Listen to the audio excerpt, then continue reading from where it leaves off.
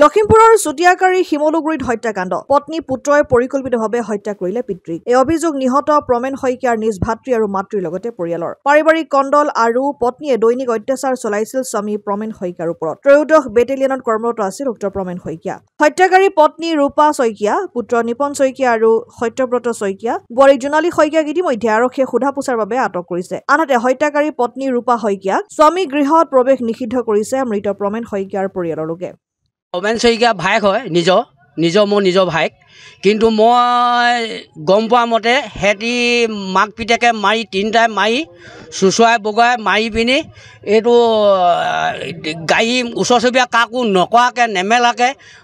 গাড়ীখনৰ ঠেলি পিনি নি পিনি মেডিকেল নপাওঁতে মৰিলে বুলি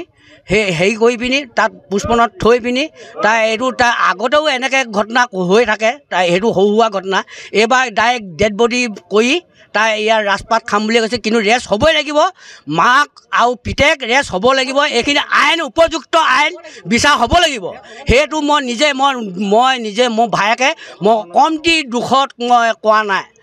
এইখিনি মই প্ৰশাসনৰ ওচৰত মই প্ৰাৰ্থনা কৰিছোঁ এইখিনি আইন বিচাৰ নিশ্চয় হ'ব লাগিব আৰু উচিত বিচাৰ আৰু দোষী শাস্তি হ'ব লাগিব আৰু এইটোকে মই ক'লোঁ আপোনালোকক প্ৰশাসনৰ ওচৰত আগতে আজি যোৱাতে 8:30 মান বজাত কি হৈছে কি নহয় আমি ভালকৈ নাজানো কিন্তু ধাম ভিতৰত শুনিছিলোঁ শুনাৰ পিছত আমি এনেকৈ ৰাস্তাত ওলাই চালোঁ যে গাড়ীখন লৈ পিনি ডেড বডি পেচেণ্টজনে মেডিকেল লৈ গ'ল অকল মাকে আৰু পিতেকে আমি ৰাতি একো তদন্ত নকৰিলোঁ লাহেকৈ ঘৰত শুই থাকিলোঁ শুই থকাৰ পিছত ৰাতিপুৱা এনেকৈ গম পাইছোঁ যে জোৱাইক আহিছে মেডিকেলৰ পৰা জোৱাইকে ডেড বুলি মানে গাঁৱত ঘোষণা কৰিছে তাৰপিছত গোটেই ৰাইজে বাপেক মাক আৰু ককায়েক ভাইক আমি গোটেইখন গোট খাই পিনি তদন্ত কৰিলোঁ যে আল্টিমেটলি ডেড কিন্তু এইটো এটা ৰহস্য থাকিব পাৰে ৰাতি বাপেক মাক আৰু পিতেকে ভাত খাই থকা জেগাত এজনী বোৱাৰী আৰু বাপেকে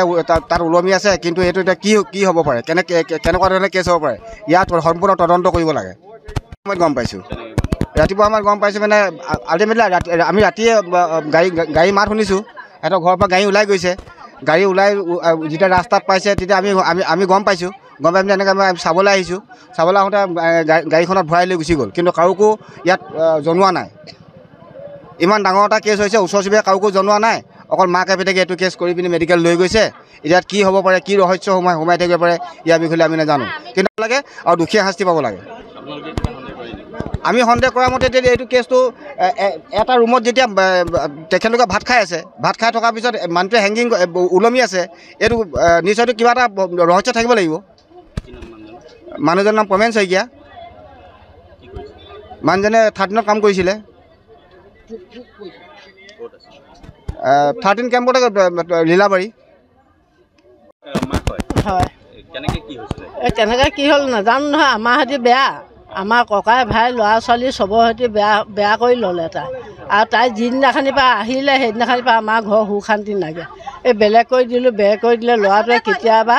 ভাত খাবলৈ গ'লেও তাই যোৱা দিয়ে মা ঘৈণীয়ে কি খুৱাই পঠিয়াইছিল এবাৰ আপুনি বুঢ়া এটা পেৰালিচ হৈ পৰি আছে বুঢ়াটো গুৰিলে যাবলৈও নিদিয়ে আমাৰ ঘৰ ককাই ভাই তাই চবকে ত্যাগ কৰি দিলে যাবলৈ নিদিয়ে আৰু ঘৰত সদায় সিহঁতৰ ল'ৰাটোক সদায় মাকে পিতেকে মৰিয়াই থাকে সদায় হুলস্থুল সেই গতিকে মানুহে সদায় হুলস্থুল গতিকে মানুহ নাহে আৰু চবৰ সৈতে ভাল নাই লোনটো পালে লোনটো গোটেইখিনি পইচা তাই লৈ আহি পিনি ল'ৰাটোক এতিয়া পইচা এটাও নাই 10 টকা তাক 20 টকা খোজে ভাত খাবলৈ নিদিয়ে ঘৰত খোজে তাৰ ঘৰত খোজে খাবলৈ গেট মাৰি থৈ দিয়ে দৰ্জা মাৰি থৈ দিয়ে সোমাবলৈ নিদিয়ে এই অলপ দুখত মৰা নাই এই গধূলিতে ল'ৰাটো কেনেকৈ মৰিলে কালি এটা ঘটনাটো হৈছে ন 7টা বজাৰ ঘটনা আমাকতো আজিলৈকে নক'লে আজি আমি ৰাতিপুৱা নিজেহে গম পাইছোঁ আৰু এইখিনিতে কিবা এটা হৈছে চব গাড়ী চব গাড়ী ঠেলি উলিয়াই আনিছোঁ বুলি কৈছে আৰু টাউনৰ পৰা এটা ল'ৰা মাতিছে যেতিয়া গাড়ী ঠেলিবলৈ ওচৰৰ মানুহক কেলৈ নামাতিলে ওচৰৰ মানুহক মাতিব লাগিছিলে ওচৰত গোটেই